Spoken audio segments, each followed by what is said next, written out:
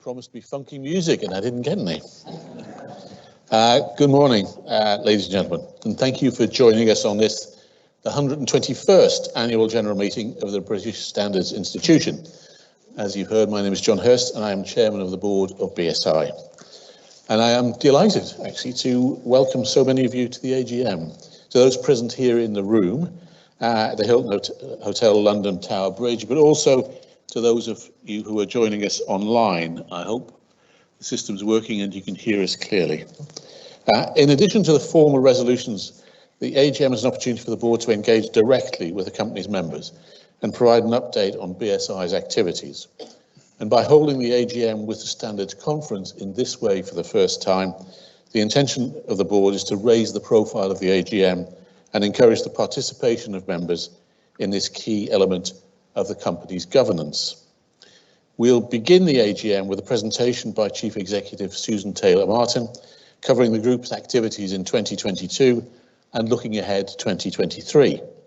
This will be followed by a presentation by the Director General of Standards, Scott Steedman, on delivering British standards with global impact. After the presentations, I and the rest of the board will be pleased to answer any questions you may have. If you are joining us online, you can pose questions by typing and submitting your question in writing on Teams.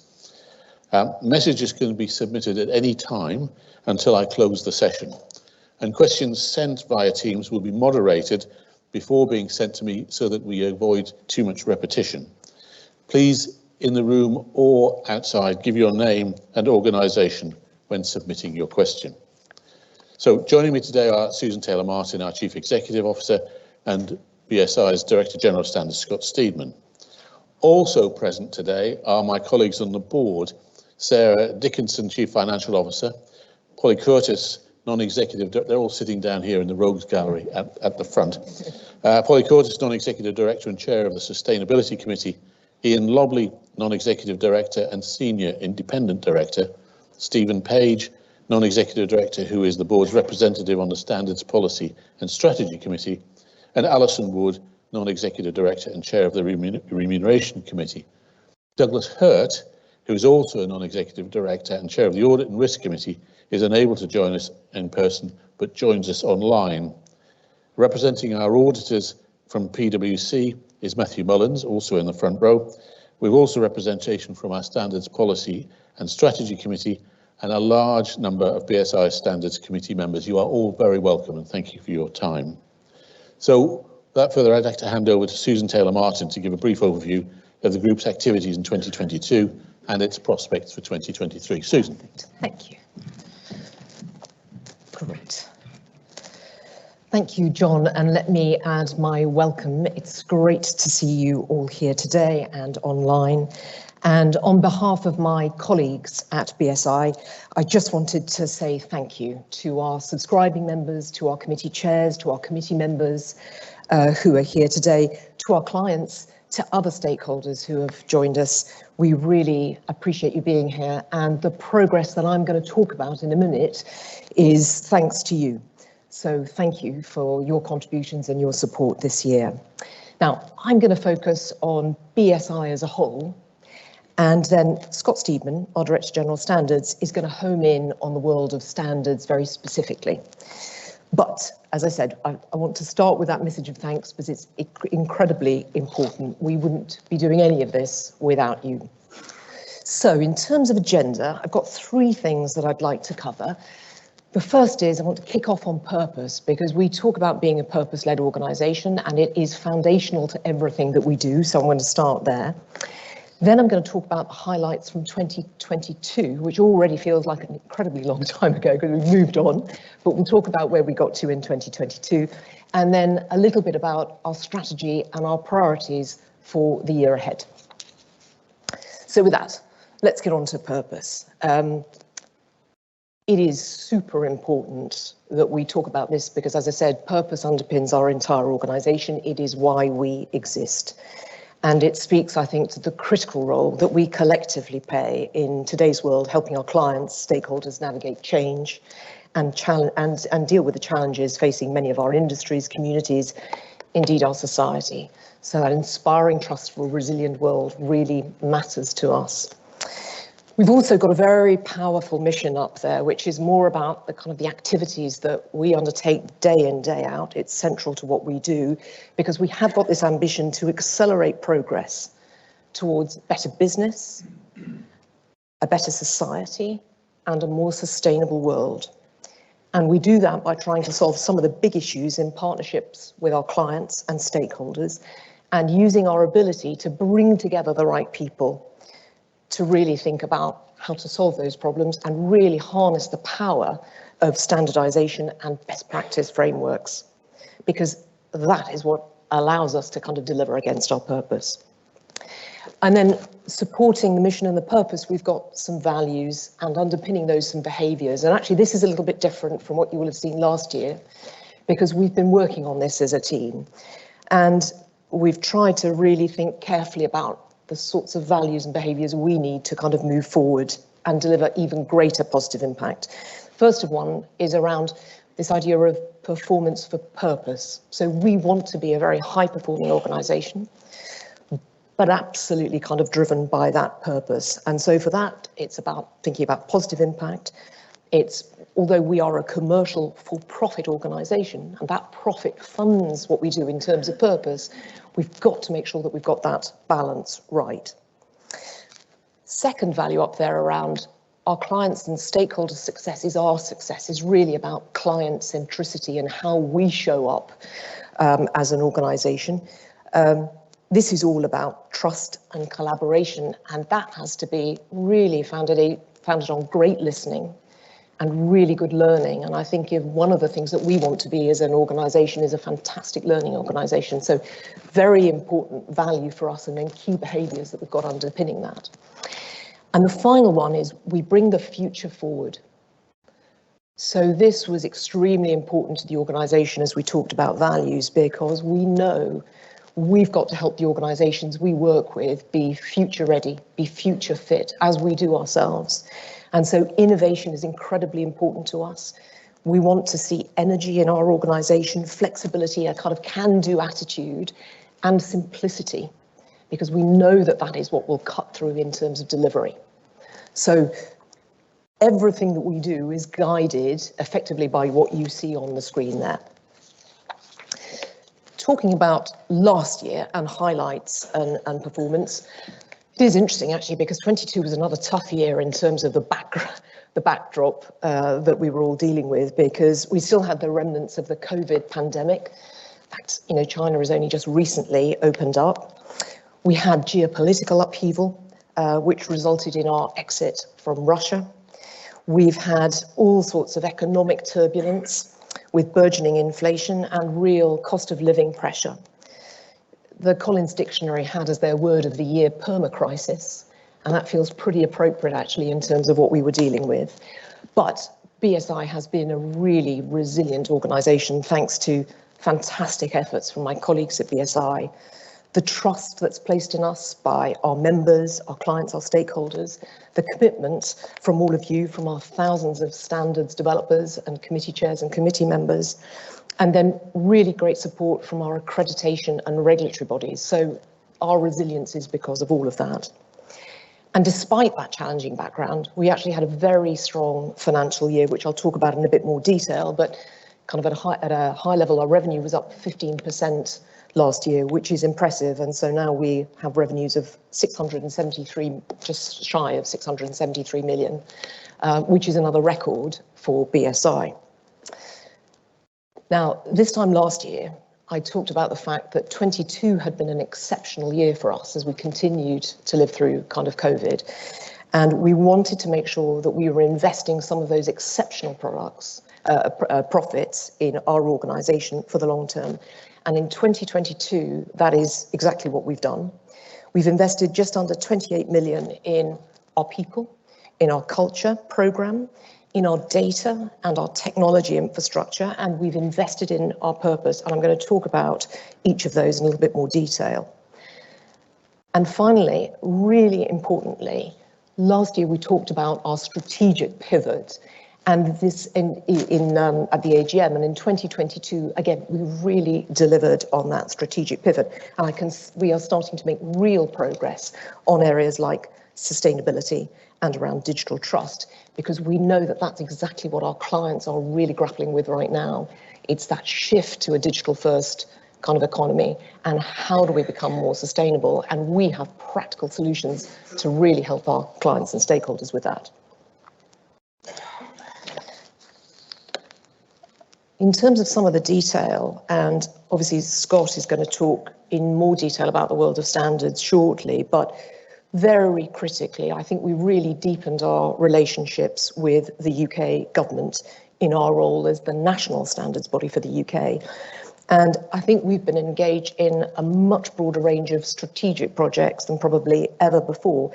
We were involved with more than 40 government boards, panels, task forces, working groups, covering a real breadth of policy agenda, all the way from trade, energy, transportation, all the way through to telecoms, artificial intelligence. So incredible breadth there. And our membership with CEN, the European Committee for Standardisation, with CENELEC, the European Committee for Electrotechnical Standardisation, is obviously secured. And we are a very, very important founding member, obviously, of ISO.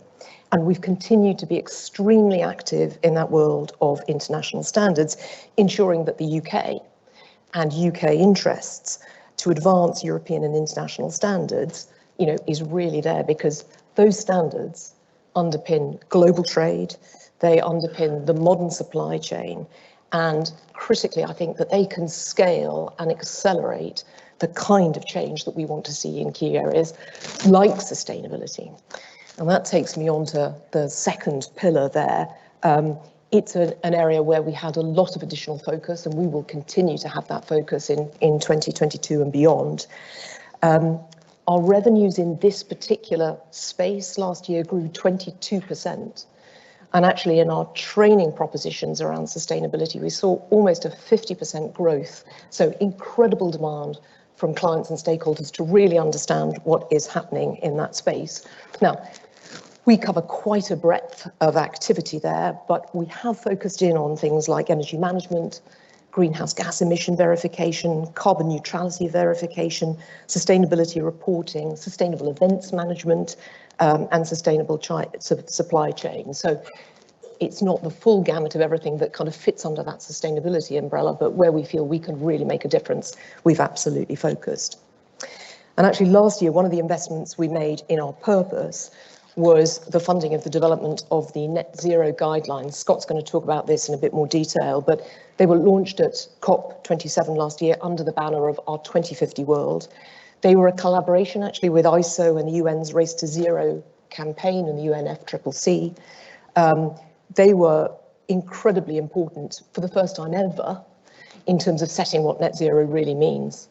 And actually without that, it's very, very difficult, as you can imagine, to move forward. So extremely important. The other thing that we were involved with and continue to be involved with this year is the Integrity Council for Voluntary Carbon Markets. And on that transition to net zero, we do need to be still using offsetting, but what does a good offset look like? And so we've been brought into that organisation to help say exactly what good looks like. So absolutely, it's a standard for what a great offset looks like. I think from a social agenda perspective, again, quite a lot of activity. One of the areas I think I was most impressed with was the new free-to-air open access standard on how to avoid modern slavery in your organisation and in your supply chain. And again, that was something that we invested in as BSI. That was a really an important, purposeful investment. Final piece I just want to pick out is around this focus around digital transformation, because again, that is where we see enormous demand for our sorts of services. We indeed ourselves are having to really shift to a digital first organisation, and it's something that our clients and stakeholders absolutely need. We saw our revenues in this space grow 10% last year. And by the end of this year, this is probably going to be about £100 million revenue sector for us to focus on. So increasingly very important within BSI. We've seen particularly strong growth around information security certification, our cybersecurity offerings, because again, it's a huge area, and our particular focus is around, our history is in providing trust in the physical world. How can we help develop trust in a digital world? And that's exactly the area that we are focused on. And then the final point that I'd like to make is around artificial intelligence.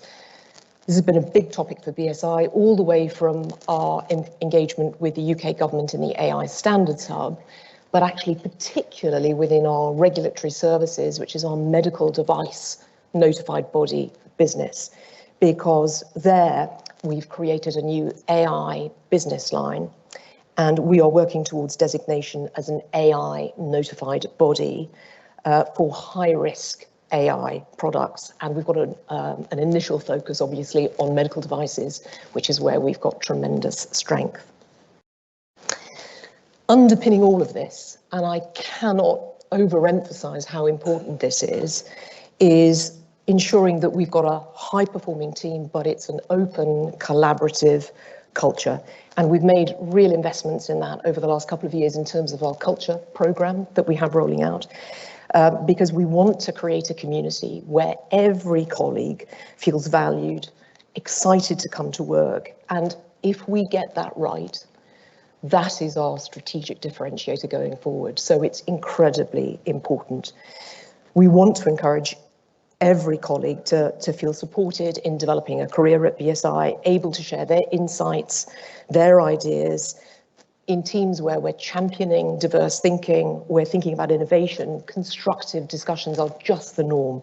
So this is truly important and very much in line with supporting our vision, our purpose, our strategy.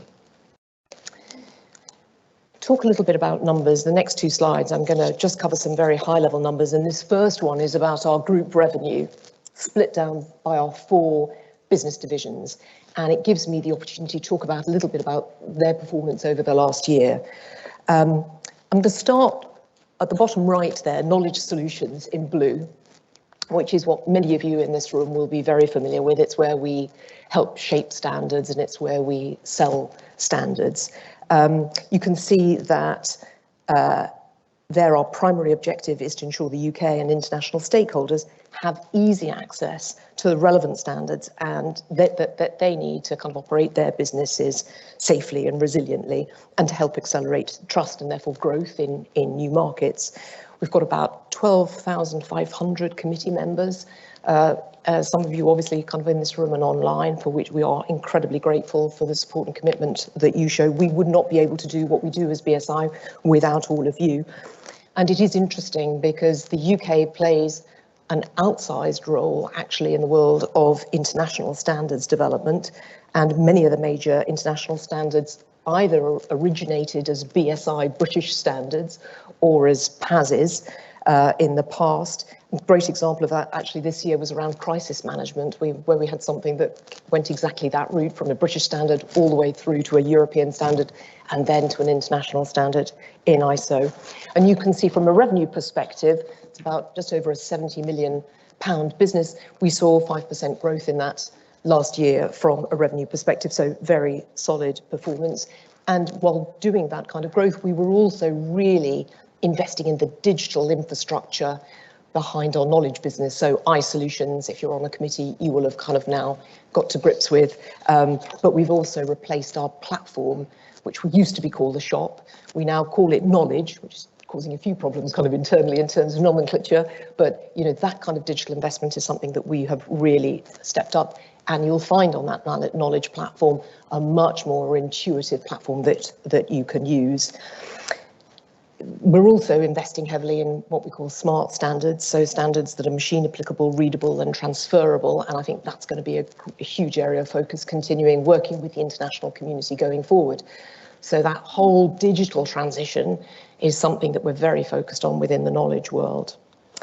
And our performance from a revenue perspective and a profit perspective important here, but clearly as is our purpose, and that is really what we're increasingly focused on, delivering against that purpose and measuring our impact. And I hope this time next year to be able to come back and talk about that in quite a lot more detail in terms of how we're really trying to focus on that. But great examples, for example, the net zero guidelines last year, modern slavery, another one. And another great example for me of the sort of impact that we can have is we had an arrangement with the UK government around the energy management standard, BS 50005, and we've made that available essentially free to small and medium-sized enterprises. Given the situation from an energy cost perspective, an incredibly valuable thing to kind of deliver for that community. So if I move on left, we've got assurance services. That's 46% of our revenue overall. And this is the business where we assess the conformity of a process, that's what we call system certification, or a product, what we call product certification, to a particular standard. And it's also where we train, and in terms of ensuring that we've got great implementation. So 3 parts to that business. We serve about 50,000 clients globally within our assurance services business, and you can see really strong growth last year in terms of revenue, up 9%. A lot of that was very good growth in the sustainability area, and again in this idea of this concept of digital trust, we saw particularly strong growth there. And our digital transformation in this part of the business is also really taking hold. We've got a digital platform that we use called Connect, which underpins those assurance services. And last year, we really accelerated our innovation agenda in terms of hybrid auditing and remote auditing, as well as the use of predictive analytics. Our goal here is we want to be the digital leader in assurance. And so that's very much something that the board and the kind of the leadership team are focused on. And then in the world of training, our focus last year was around how can we use adaptive learning. So again, we really want to kind of push on the boundaries there. In terms of digital delivery, our remote delivery went down slightly last year compared to previous years, obviously as COVID restrictions relaxed. But very interestingly, in our training business, 3 out of every 5 training courses is now done completely remotely. So the shape of that business has really changed sort of through the COVID period. Next up, consulting services. So this is 13% of our revenue, probably the newest area of our business, and we saw very strong revenue growth of 18% last year. We focus here in terms of our advisory business on 2 areas. One is around environmental health, safety and sustainability, and the other is around digital, this concept that we call digital trust. The final thing that joins those two things up actually is we've got a very strong business looking at the supply chain and supply chain monitoring, both from a physical perspective and also from a digital perspective. So strong growth last year in terms of revenue, and that certainly shows that there's a lot of client demand out there for our services. One of the products that I particularly like is something called SCAN, which is our supplier compliance audit network that we run in the US. Covers about 25% of US GDP. So an incredibly powerful service. And what we're doing there is trying to reduce duplicative supplier audits, so thereby delivering some savings to our SCAN clients. We saw very strong growth in that last year. Another interesting thing that happens in this part of our business is something called the Aid Trust Programme. That started as a proof of concept for an NGO, and this is all about ensuring that medication gets to the intended sort of target audience. That progressed last year from a pilot through to a full-blown offering that then we're now offering to clients. This part of the business, last year we really streamlined the organisation, and we are focusing more clearly on the client priorities where we've got real strength and capability to deliver against, because although that top line performance was very strong last year, we did have some really significant cost headwinds, and it impacted our profitability, especially in that digital trust line of business. And as a result, we took a non-cash impairment charge on the carrying assets. I'm going to talk about that a little bit later, but I think we are now on a journey to a much more sustainable and profitable growth platform for this particular part of the business. We've improved our efficiency and our operating structure, and we've really sharpened our strategic focus. So I expect this to be a different story when we come back next year. And then finally, 30% of our revenue is in the regulatory services space. So this is the division where we help clients in medical device manufacturing and we've got about 6,500 clients here, bring trusted life-saving technology to market in a really timely and, importantly for them, predictable way. It is all about ensuring patient safety. So that is the primary thing, and making sure that we're bringing innovation to market in a really sort of smart way. We're a notified body in this space, both in the EU and also a UK approved body, which is the UK equivalent. And you can see here we had just exceptional growth last year, 28% growth in revenue. And the very strong growth there was really fueled by the fact that we've got a major regulatory change, the biggest regulatory change probably in 30 years happening in Europe, with this change from what we call the MDD, the Medical Device Directive, to the MDR, the Medical Device Regulation. And that has really kind of really driven our growth there. We are the market leader, we're the number one in this field, and we have invested very heavily in tools, technology, and our technical expertise, and by that I mean people, specialists, across 170 odd different medical specialities, so very, very technical area of the business. We continue to lead the market, particularly in this idea of hybrid auditing. So this is a combination of on-site auditing and remote auditing, and it makes us more efficient and more predictable for our clients. It also reduces our carbon footprint and the carbon footprint of our clients. So again, it's kind of new modes of delivery. Post our experience in COVID, we're really trying to kind of make sure that we're kind of using the learnings there. Now, as I mentioned earlier, this is a key area where we've really heavily invested from an artificial intelligence and AI perspective. And our goal is that we want to become an AI notified body for the EU as soon as the EU AI Act comes in. So we've invested in AI skills, tools, technology, really to make sure that we are at the forefront of innovation with the medical devices space, a very key focus for us, obviously, in the first instance, but this is broader than that. It is broader than medical devices, and we very much think, BSI should be at the forefront there. In terms of financial results, I'm not going to go, I picked out a few key numbers here. You'll be glad to know I'm not going to go through reams of numbers. You've got the annual report available, and you can look at the detail there, and happy to take any questions, obviously. But we've talked about the revenue line here, and the first thing is, obviously, that's up 15%, which is great, 9% on a constant currency basis. The dollar was in our favour sort of last year. Very, very strong growth, and all organic. So that wasn't through acquisition. So that just shows the strength of kind of our underlying business, and the fact that we've got a very good kind of relevant propositions for our clients, and they stay with us. We've got really good kind of client retention. On the operating profit there, you'll see a reduction from 2021 last year, that 83.1 million, which we thought was exceptional, down to a much lower figure of 38.2 for this year. But, and I've kind of pulled out in a blue box there underneath, that is really driven by three things, most of which were planned for. First and most important was last year we talked about the fact we wanted to use our exceptional profits and invest those in the business.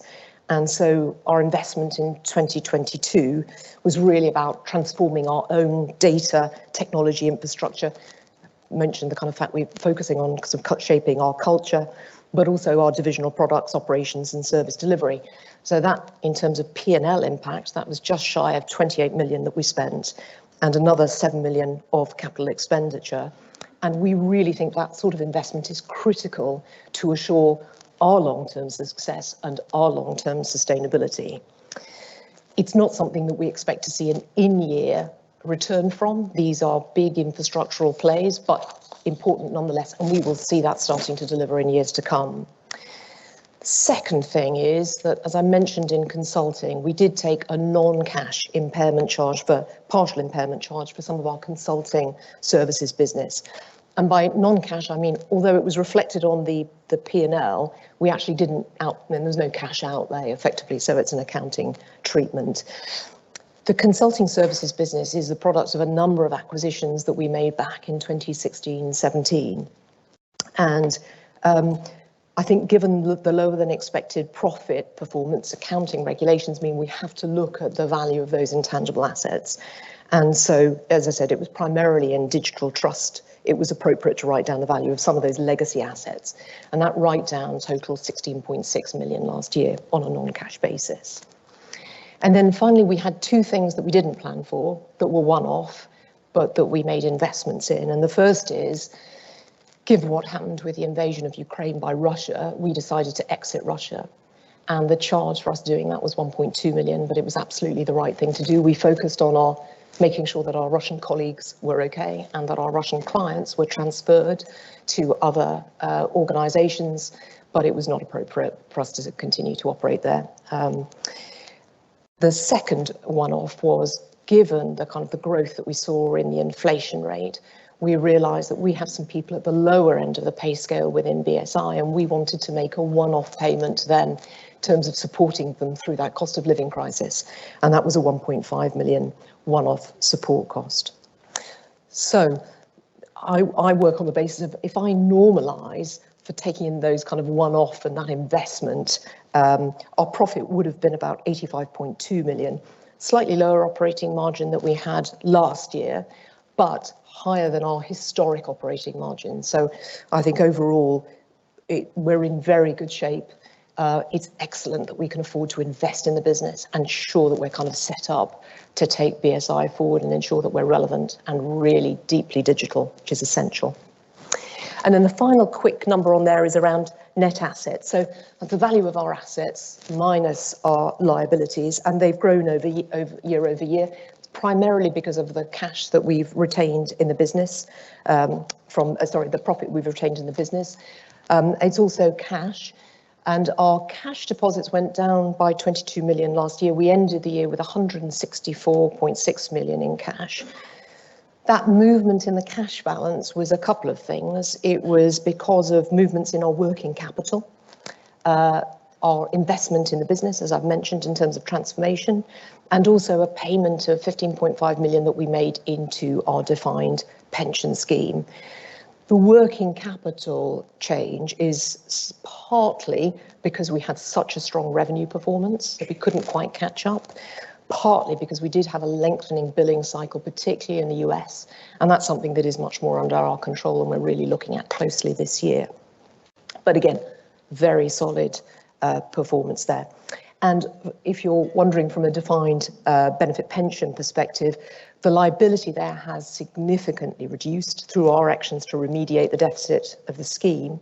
Using the current actuarial evaluation, we've almost fully addressed the deficit position, which is a really good outcome for BSI and a really good outcome for our scheme members.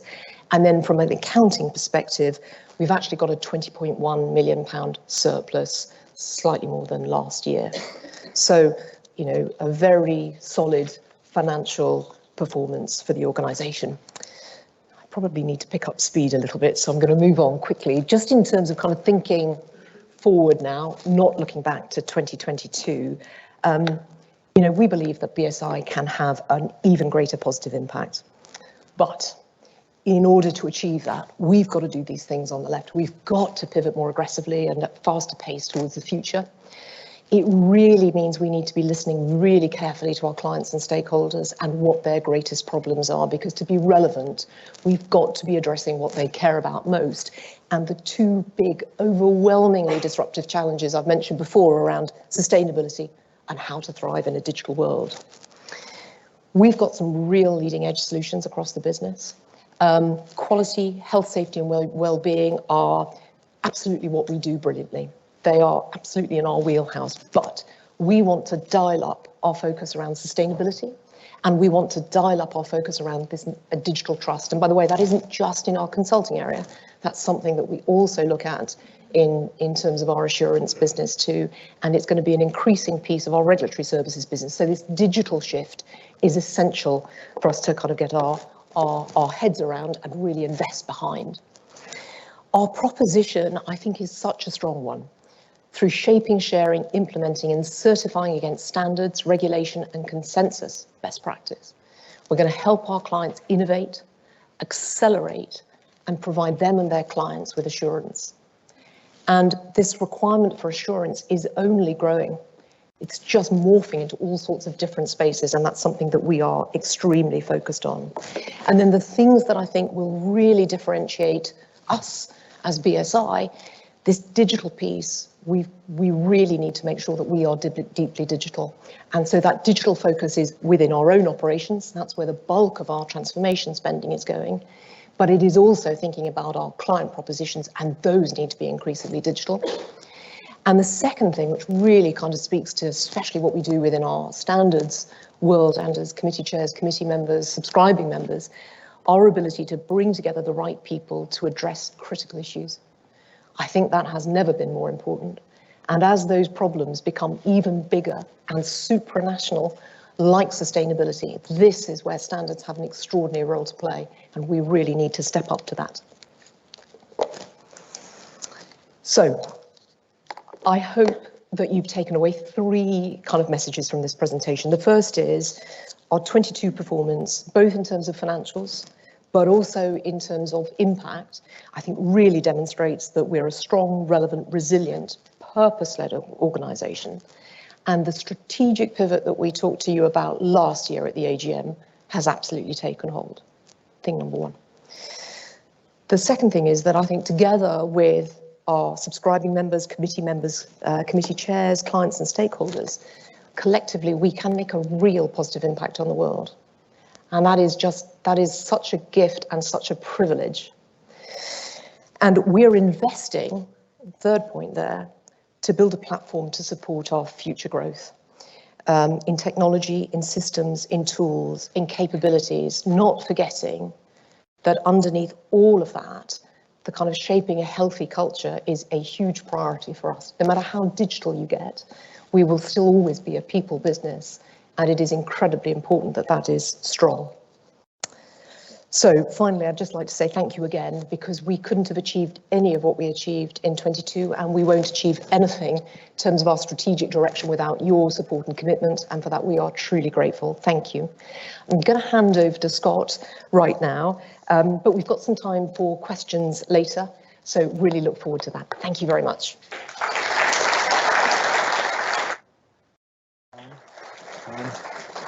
Thanks, Susan. Thank you very much, Susan, and it's just great to know that we've got that kind of foundation for our work. I'm Scott Steedman, Director General Standards at BSI, and delighted to be giving you an update on our work in our role as the national standards body appointed by government. I wanted really to start by talking about our work to support the net zero transition. Perhaps there is no more important task at the moment. And in fact, when you think about what we do, almost everything falls into this space, whether it's social, whether it's economic, whether it's a fair and just transition. Three examples here just to pull out and tease you with perhaps for discussion later. As an example of global leadership, our development last year of the net zero guidelines that we launched at COP27 was a very fast-paced activity. It was innovative and it used the ISO International Workshop Agreement process. Now moving into the ISO system, it definitely put a flag in the ground about what BSI can do at global level. At national level, we were really delighted that one of our core colleagues, our excellent Sarah Walton, was seconded into the Net Zero Strategic Priorities team, where she worked on the Net Zero review. That was a really excellent example of how we're trying to place people with their knowledge and expertise deep into departments in government. And in BSI ourselves, we needed more help on net zero transition, and we set up the Net Zero Strategic Advisory Board, chaired by the well-known Laura Sandys, to provide independent expert strategic advice and policy guidance. So all excellent work here, moving us forwards towards our sustainability goals. I think in the year that that's passed since we agreed the London Declaration, when we committed the ISO community to revising and updating the standards collection to bring in climate science, we have led the development of that action plan, which is now being implemented both across the ISO family, but of course also here within BSI. It's not just about ISO standards, it's about all of our standards. So very, very important that we are able to do that. We established a sustainability standards network alongside our consumer and public interest network, again, to get that fresh cut at advice from NGOs, from charities and public bodies and social enterprises across a huge range of fields. And we have 54 members now of the SSM who are contributing and participating in standards development. So yet another perspective on our work. We delivered huge support and guidance in a new proposition, really, where BSI is offering to support the governance of other standards development processes in the voluntary carbon market. And this work for the ICVCM has just been published, in fact. I think we need to be incredibly proud of that, contributing to the integrity of the voluntary carbon market. A huge effort from our team to support that process, and I think it's going to be a big contribution. And it demonstrates the flexibility with which we've been working. I call out two examples on the slide here of our real effort around innovation, supporting innovation at the tech end here. The Future Flight Challenge with UK Research and Innovation, Greener Ways to Fly, and on decarbonised freight transport, the famous ZEFRI programme for the Department of Transport, the Zero Emissions Freight Demonstrator. So all that really good, and a lot of work now. We're very, very built in, I would say, to the Department of Science, Innovation and Technology after the machinery of government changes. Innovation is really a huge thing now for us, and I'm delighted with the way that is going. A lot of work also on social outcomes, so the S of E, S and G, and this is really rising up the agenda. A lot of companies are wanting to know what best practice looks like in so many different areas, and I've just highlighted 7 important standards here. Firstly, on human diversity, the critical issue around neurological diversity in the built environment, something that really has never been tackled before. The question of accessible charging for electric vehicles. If you have an accessibility challenge, is it easy to use the charging points that you see popping up everywhere? Corporate behaviours, particularly, again, the issue of vulnerable consumers, vulnerability crossing all age groups, of course. It's not just about certain individuals, but it's everybody is vulnerable at some point. And as Susan mentioned earlier, modern slavery, really important piece of work that we want to see landing generally. Aging society is something that I think within the next 10 years, 20 years, we talk about with other countries. It's a massive global challenge, and we need to find ways to support that. So the age-inclusive workforce, care-inclusive organisations, and dementia-inclusive communities are 3 really interesting exercises we've covered there recently. Turning to government relations, we've seen a step change in the depth and breadth of our relationships with government, both at national level and with the devolved administrations. I'd just like to dwell a minute on the Business and Trade, Department of Business and Trade, formerly BEIS, and that relationship, because that is indeed where the policy responsibility for the use of standards in the UK economy resides. And as we work our way towards an independent regulatory regime where we understand everything that we're doing there, the role of standards has just become ever more visible and important. We operate what we describe as a designated standards system in the UK, and that really is very pro-innovation, it's pro-business, it's pro-consumers, and it's something that, as the national standards body, we would support wholeheartedly over any more prescriptive regulatory model. So we work very closely and have been working with the Department's Office of Product Safety and Standards to refine that system by which government designates standards in the UK. We're addressing queries that they might have, or we're passing queries to our technical committees, and we're continuing to design and refine elements of that system, including questions like how committees might request that their standards become designated to provide a presumption of conformity. And perhaps in a future system, a future evolution, where government will be requesting standards from us to support future regulations, and we then will work with them to advise them on the optimum system to achieve the regulatory outcome that they're trying to achieve. Those conversations are continuing every week with my team.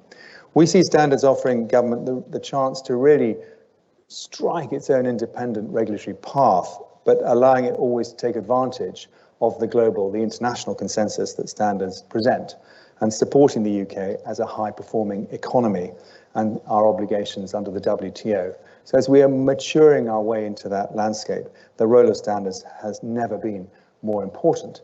And as I was talking this morning, the role of the quality infrastructure our colleagues in NPL, in the Metrology Institute, National Metrology Institute, in IPO, the Intellectual Property Office, and in UCAS, the United Kingdom Accreditation Service. These organisations are the pillars of the UK market economy. We've continued to supply data on standards into the department so that they can respond in good time and they have early notice of what's happening within the European regional system, for example, and on the decision points that are made in those standards.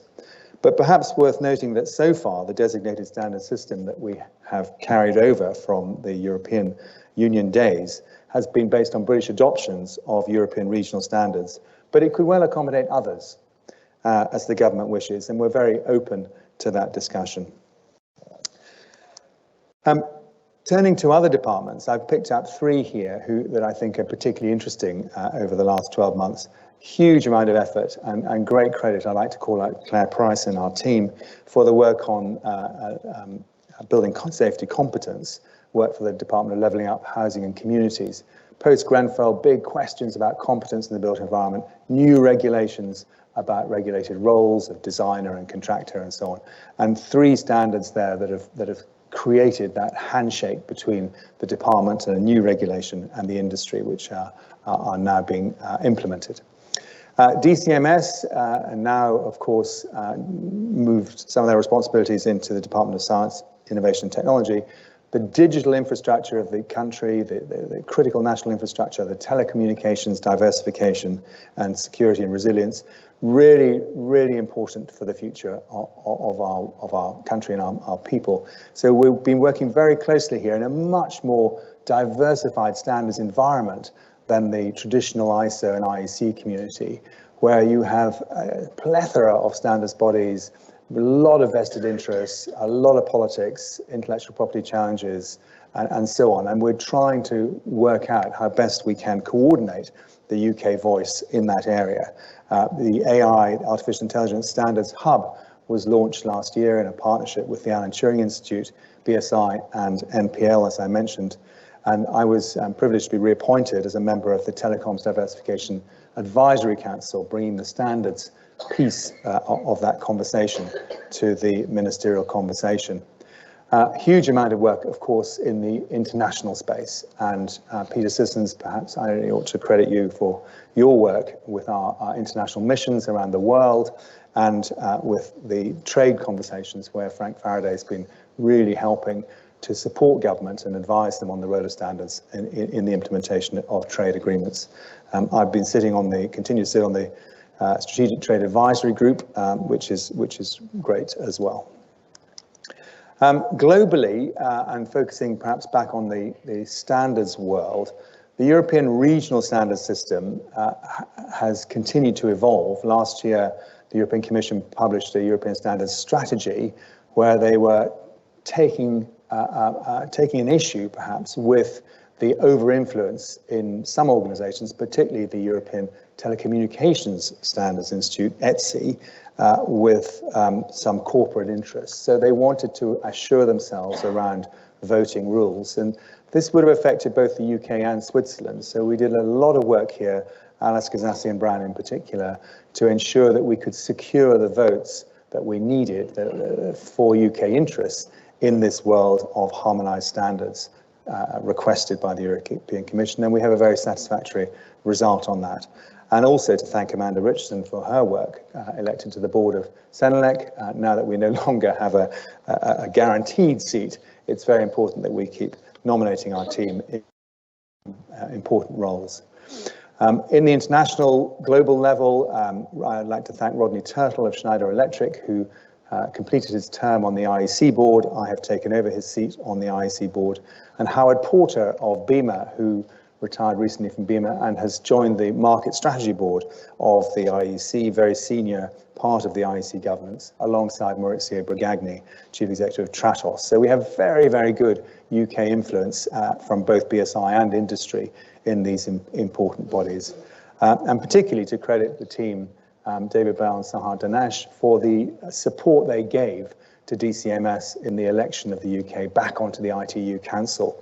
That was really absolutely fundamental. And I've mentioned our international relations, Ghana, a good example there. Ben Headley with the Commonwealth Standards Network doing fantastic work there to keep that going, the digitalisation toolkit being delivered in Southeast Asia. So it's a great and exciting challenge. Susan's covered a little bit about our transformation of BSI knowledge.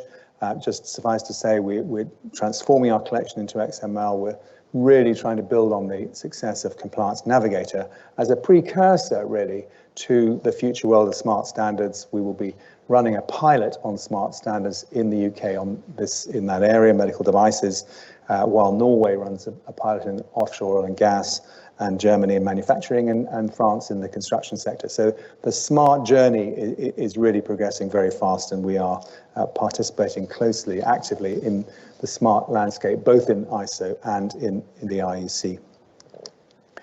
And finally, just to say thank you, because this is all about our stakeholders. You are core to what we do across delivering our purpose, everything across our journey to create a more trusted market framework for consumers, for industry, and for government. You are the foundation of our processes.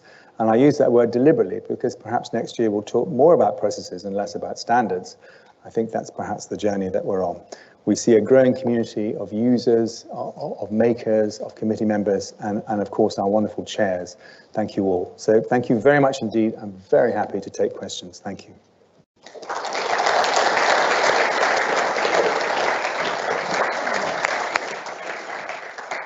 Thank you, Scott. Thank you, Susan.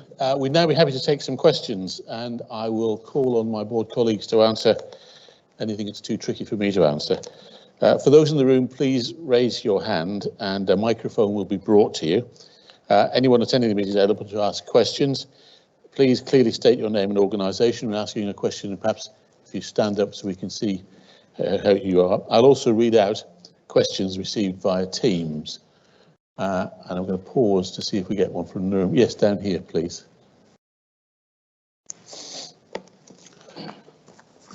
Thank you very much. Andrea Bedard-Smith, Chair of the British Standards Society, also Chair of EDI 337. Thank you very much, three of you, for an excellent presentation. Great to see things are really improving this year. It's fantastic. And I very much like the wording of your mission statement about sharing knowledge, innovation and best practice. Now, as a chartered librarian and information and knowledge manager, obviously sharing knowledge is something that's really a bit of a passion of mine, as I'm sure you can imagine. And that can't really be achieved without increasing access to standards. As you all know, access to standards can be quite expensive. I'm not suggesting you make them free because that's unrealistic. But there are people that do struggle to get the standards that they want, to even find the standards they want. And over the last, 15, 20 years, the number of public libraries that have provided access to standards has plummeted. I mean, it's absolutely awful. And it just struck me when you were talking that my local public library gives me access to something called Press Reader, which is just great. I choose my local authority, I put my membership number in, the password, and I get access to huge amounts of information. Now, would it not be possible with BSOL is a wonderful system to actually talk to local authorities about somehow providing a similar gateway to them for their members to BSOL at a decent cost, because local authorities are really stretched for money, as we know. But it could, if you could do that, you could increase the access to standards hugely. And that would benefit everybody, society, business. Not so much a question, more a plea. It's not, it's a plea, it's a plea, okay, it's coming a plea. Coming to you, but Scott. Maybe something you could think of, because given the way, technology is. You're absolutely right. Access is really important for people who have genuine curiosity and they want to know something.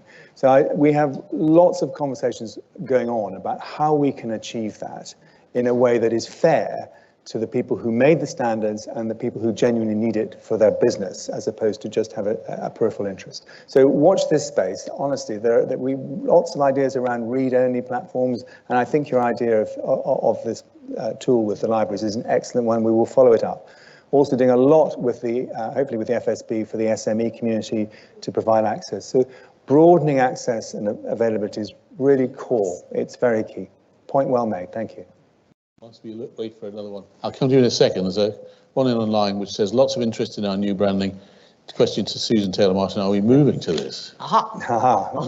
So there's a little bit of a sneak peek here of, we did quite a lot of work on our brand last year actually, and lots of interviews with internally and obviously externally with clients and stakeholders and committee members and chairs, etc. And we are trialing a little bit of a new look and feel. I'd be very interested in your views in terms of what that looks like. Not now. Not now. But do kind of give me an email and let me know. We're trying to just freshen up, just as we kind of pivot strategically and say, listen, we're kind of really want to be future ready. We thought that this was kind of a more welcoming kind of visual identity, but it's still in development, so it really is a sneak peek. It's not gone any broader. I love the fact that someone's noticed, so thank you. David Brannigan, who is our CMO, our Chief Marketing Officer, will be delighted, but do let me know what you think. Thank you. Thank you. Lady down at the front.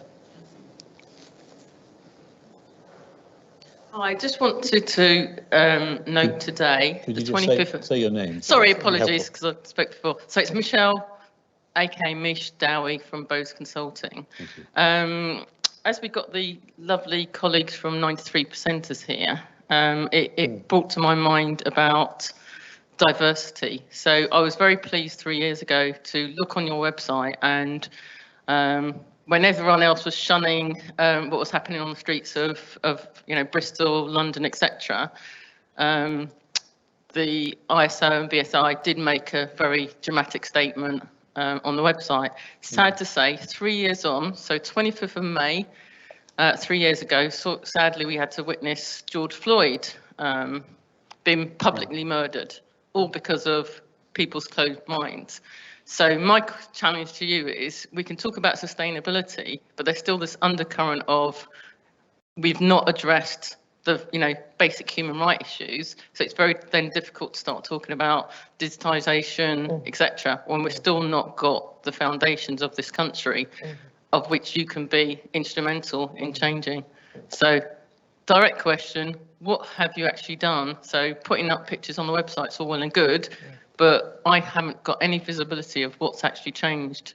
So when I say British Standards Institute, I am proud to be British. In fact, I'm proud to be English. But then when I don't see it reflected in leadership, etc., I then start getting frustrated. So it's again about, I think Ben echoed it really well. I start voting my feet. So why should I promote an institute that really doesn't reflect me and our society truly? Got it. Thank you. Well, it's a work in progress. That's one thing for certain. Oh, definitely, yeah. Never ends.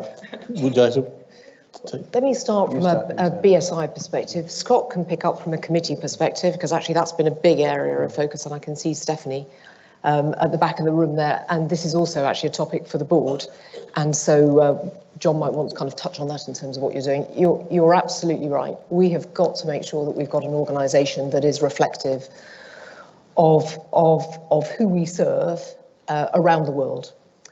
I think we are making some progress from a gender perspective, and now when we look at our board, it's almost 50-50. Our leadership team is almost 50-50. Certain parts of organisation are better than others as we go down through the organisation, but I think we've got a long way to go in terms of our ethnic diversity from a leadership team perspective. We see that in country. Japan is led by a Japanese guy, but we don't see that yet at kind of an international level. We've got lots of countries represented. Our leadership team has got a German, an Italian, a Frenchman. So we've got some country diversity, but not yet, and gender, but not yet from a racial perspective, and that's something that we're very focused on.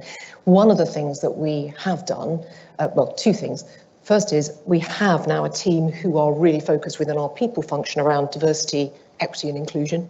So that's been a big step forward. And we've now got what we call kind of employee resource groups, but teams around the world focused on particular groups of colleagues, whether that's gender, whether that's LGBTQ+, whether that's our Black Employee Network. So we've got a whole range of things that we are doing, but it hasn't yet really kind of come through, I think, yet from a leadership perspective, but that is very, very much kind of top of mind. So you're absolutely right to challenge, And we absolutely take on that challenge because we've got to get better. Exactly, there's much more progress to make. I welcome the challenge. I mean, we are capable of stepping into areas which are sometimes controversial, sometimes not tackled well. And so modern slavery was one of those particular ones, which I'm very proud. Scott, do you want to talk about the standards Thank you area? for the question. I think that what struck me most of all in Sharm el-Sheikh was that use of the phrase just transition, that it's about justice. And that's why I mentioned, and I put a slide up specifically about the social side of the work we do. In our committees, we work incredibly hard. We have people dedicated to trying to find representation. It can be the real world experience, but there may also be a need to represent communities in some other way. And we do that through our consumer network, and we do that through our sustainability network. So we're reaching out all the time. We are charged with representing the views of all stakeholders who are affected by what we do. So it's very, very important to us that we get that right. And if we can reach out further into the community in other parts of the community that we're not reaching today, I would love to know how to do that. We will do it. We will do it. And we will do it through the CPIN or through the SSN and bring them in and offer them the chance to participate if they're not already doing that. At the international level, this is very, very well built in now in all the governance and policy conversations that are happening. Absolutely, it's very clear. It's not just about the leading economies, and it's all about developing countries, emerging economies. We must have proper representation from all around the world, north, south, rich, poor, and that's happening as well. So it's taken extremely seriously in the international standards space. Come back, one particular opportunity we have over the next 18 months, 3 of our non-executive directors will be retiring because their term will come to an end. Yeah. And we have just briefed a search firm to help us. And we've briefed one which has a significant success rate in attracting ethnic diversity. I can't promise how that will turn out, but it's definitely high up on our list of things to do. Scott, can you come back next week and we'll ask it again next year and ask again because we'll take it seriously. This second question. Yes, we have a question on chat about an example of how we support dementia sufferers and carers. And I did include a slide actually specifically referring to age, care and dementia inclusive communities. So there is a whole package of work there around that. And perhaps in this context, I could just take the chance to acknowledge Martin Cotton, who's sitting here, and Sally Swingewood, who's left us to go to ISO, who won the Larry D. Iker Award for their fantastic work on the ISO 45000 health and safety, occupational health and safety, also including psychological health and safety. So Martin, congratulations. So this piece here is really critical, and I've flagged 3 standards, but there's a lot of work going on. Is there a further question in the room, please? And then I'm going to have to move on to the formal business because otherwise we'll have to send for soup and blankets this evening.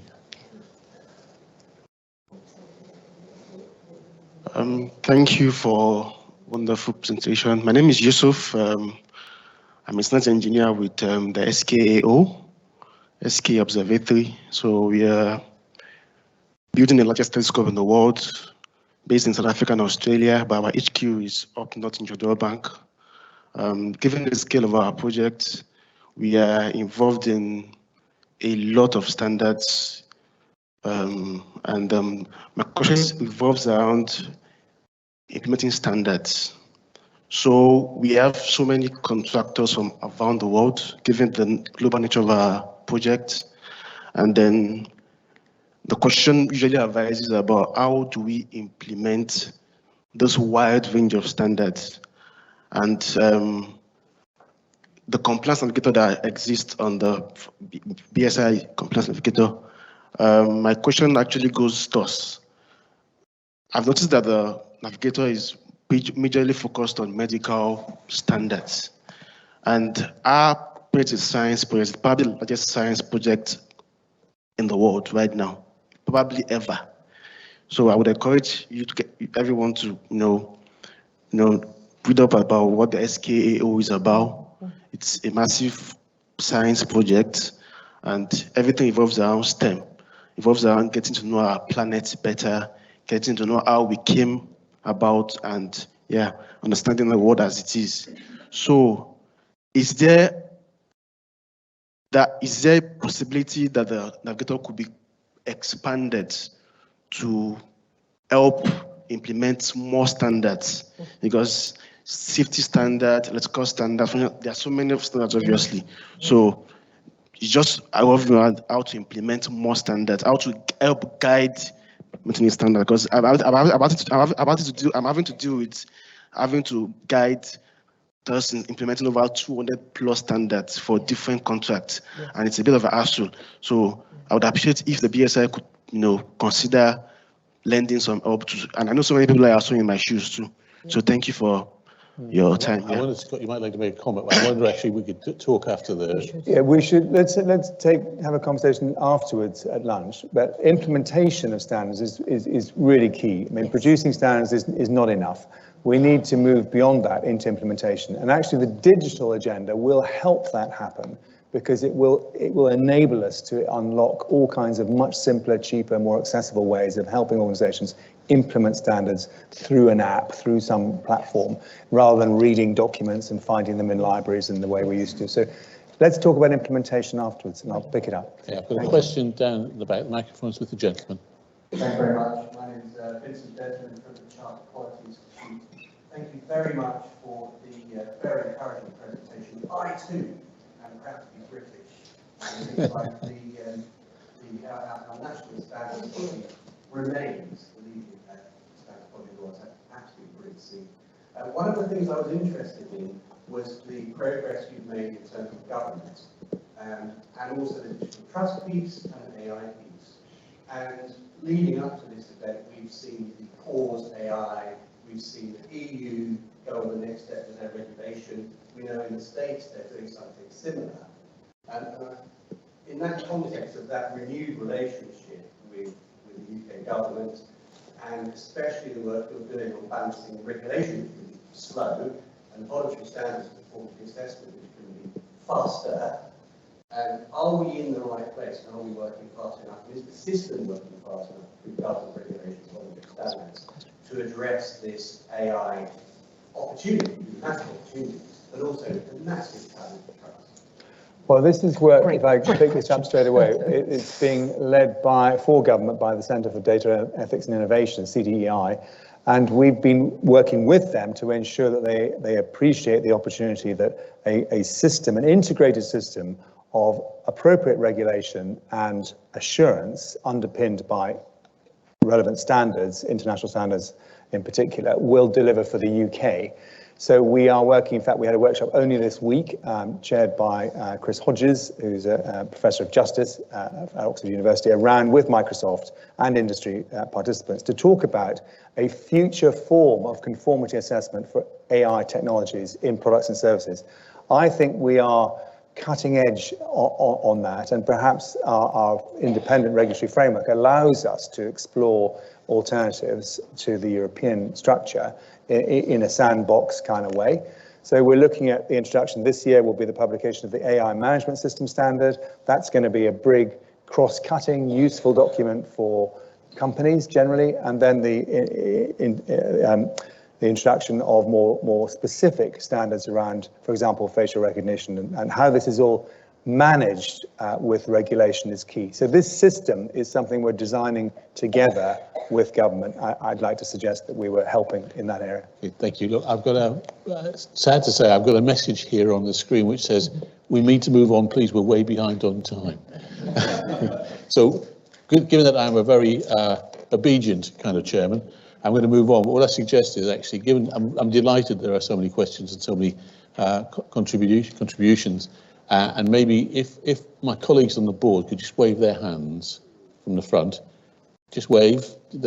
And these two up here, others. If you would like to continue chatting, let's do it over lunch, and we'll pick the questions up. I need to move us forward a bit, I'm afraid. But before moving to this year's resolutions, I need to update you regarding the membership subscription rates. And in the current economic climate, it's proposed that the price increase of 3% will be implemented across bands 0 to 10. That's the first increase in that range for some time, some years. And a price increase of 5% across membership bands 11 and above. Price rises will affect new members from June 2023 and renewals from August 2023. As required by our bylaws, we'll also circulate these rates for your information. We'll now proceed to the formal business of the meeting, and I'll take as read the notice of the meeting sent to all members on the 20th of April 2023. Before I move to the protocols for voting, I need to hand over to Susan Taylor-Martin, who will provide some background information about the special resolution 6. And the resolutions are now on the screen. Thank you, John. Thank you, John. Resolution 6 asks you to approve an increase in the fees payable to the chairman and our non-executive directors, our NEDs, including the fees paid to the NEDs for performing additional duties. The activities and success of the company, which you heard about today, and the plans to grow the business and deliver against our purpose, really requires, in no small part, the kind of the collective strength of a really good board, both in terms of skills and experience and ability. The company recognises that it has a chairman and NEDs of stature and experience on the board, and we're aware that in order to retain and recruit individuals of the appropriate quality, we've got to ensure that our remuneration reflects the skills and knowledge that we're trying to bring in, as well as being comparable with other types of similar organisations. After an internal and an external benchmarking, the board believes that it's reasonable to recommend an increase of approximately 4% for each of the chairman's fees and the base fees for the NEDs, for the non-executive directors, and supplemental fees payable to the NEDs who've got additional responsibilities, and the additional fee payable to our senior independent director. What I would like to highlight is that that level of fee increase is 1% lower than the average increase across the wider BSI workforce, and it would position the chairman's fee between the median and the upper quartile of small cap companies, listed small cap companies, and it would align the fee proposed for the NEDs with the lower quartile fees for small cap companies. The board has considered the matter carefully and requests your approval for the fees set out in Resolution 6 of the notice of the meeting, as indeed for all the resolutions. With that, thank you. Back to you, John. Thank you, Susan. As last year, the voting on the resolutions set out in the notice will again be done by way of a poll rather than a show of hands. This means that all members will have had the opportunity to participate in the decision making and have their votes recorded. Those of you here who are eligible to vote at the AGM will have been given a green poll card. If you've already completed a proxy card and sent it to us, there's no need to complete a further card. Please would you complete the green poll card by clearly printing the full name of the member who is voting on the poll. You should then indicate how you wish to vote by inserting an X in a section marked for, against or abstain alongside each of the resolutions, which are again shown on the screen. Finally, please sign the poll card once you've voted on each of the resolutions. When you have finished, please raise your hand and we'll collect the card from you. I'm going to pause while you do that.